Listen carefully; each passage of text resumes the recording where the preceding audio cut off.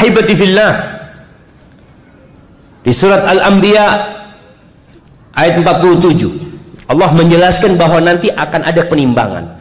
Jadi pada hari kiamat jemaah ada hisab, ada perhitungan sebelum penimbangan, ada pembagian raport.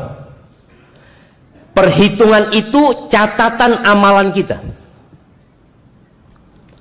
Ketika terjadi persidangan terhadap apa yang dia amalkan, manusia ini kadang-kala ngeyel. Dikatakan kamu waktu itu pernah ngambil uang perusahaan loh, 2 juta. Kamu ngambil 10.000. Masa 10.000 dihitung, Ustaz? Dihitung. Maka perhitungan hari kiamat itu, apa kata Allah? Faman ya'mal mithqala dzarrah. Mithqala dzarrah. Dzarrah itu, ada yang pernah ngitung dzarrah jemaah? Siapa yang punya toko emas? Yang punya toko emas? Nggak ada. Kenapa anda tanya? Kan ada timbangan yang sangat sensitif sekali ya. Dzarrah itu semut, semut kecil. Ada semut yang kadang-kadang kalau lewat nggak kelihatan. Coba antum ambil, antum timbang. Mungkin ada 10 semut lewat di sana, timbangan itu nggak bergerak. Tapi hari kiamat itu dihitung. Bicara 500 perak, mungkin 100 rupiah, yang di bawah itu akan dihitung. Ibadah akan dihitung.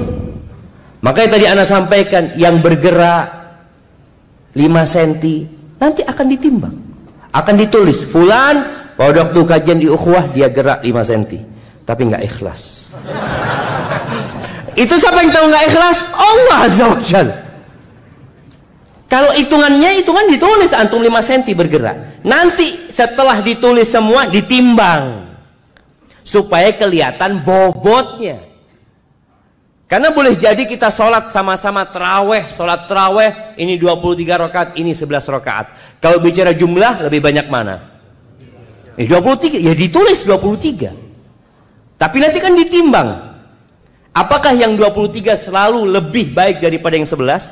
Belum tentu. Boleh jadi yang 11 ini lebih ringan karena lebih cepat lagi dia daripada yang 23. Iya boleh jadi, nggak tahu. Pokoknya semua akan ditimbang jamaah. Supaya kita tahu ketika kita berbuat kebaikan yang mungkin kita anggap remeh, antum akan dapatkan. Kalau itu baik akan dapat balasan kebaikan, kalau buruk antum akan dapat balasan keburukan. Makanya Allah mengatakan di surat Al-Anbiya 47 ini, wa nadha'ul mawazinal qista liyaumil qiyamah. Kami akan letakkan timbangan-timbangan keadilan pada hari kiamat. Fala tuzlamu nafsun syai'an. Maka jangan ada yang berpikir akan dizalimin. Satu pun nggak ada yang dizalimin. Wa in kana mithqala habbatin min khardalin ataina biha wa kafa bina hasibin. Walaupun amalan dia itu khardal, mithqala habbatin min khardal. Khardal ini bijinya sawi. Entah kalau lihat bijinya sawi itu, coba ditimbang. Jadi diletakkan, mungkin 5 itu nggak kelihatan jemaah, ringan sekali, tapi Allah akan datangkan dan cukup kami sebagai penghisap yang adil, nggak ada yang ketinggalan. Kemudian ketika bicara tadi manusia yang ngeyel, nggak percaya, dibutuhkan saksi. Bagaimana kalau saksinya sudah dibunuh, mati? Pada hari itu semua dihidupkan kembali. Bumi akan menjadi saksi. Kata Allah, yauma idzin di surat Az-Zalzalah, tuhadditsu akhbaraha. Bumi akan cerita, antum pernah datang ke tempat ini, antum pernah sholat di tempat ini, antum pernah bermaksiat di pohon itu. Bumi jadi saksi. Pintu masjid jadi saksi. Semuanya menjadi saksi. Ketika orang ini nggak mau, anda nggak mau saksi-saksi dari luar anda, boleh jadi mereka mungkin berdosa. Malaikat jadi saksi, nggak terima anda kesaksian malaikat. Terus anda mau kesaksian minni, dari aku. Bayangkan ngeyelnya manusia. Oke, kata Allah. Dibungkam mulutnya, kulitnya berbicara. Supaya kita sadar. Kakinya berbicara.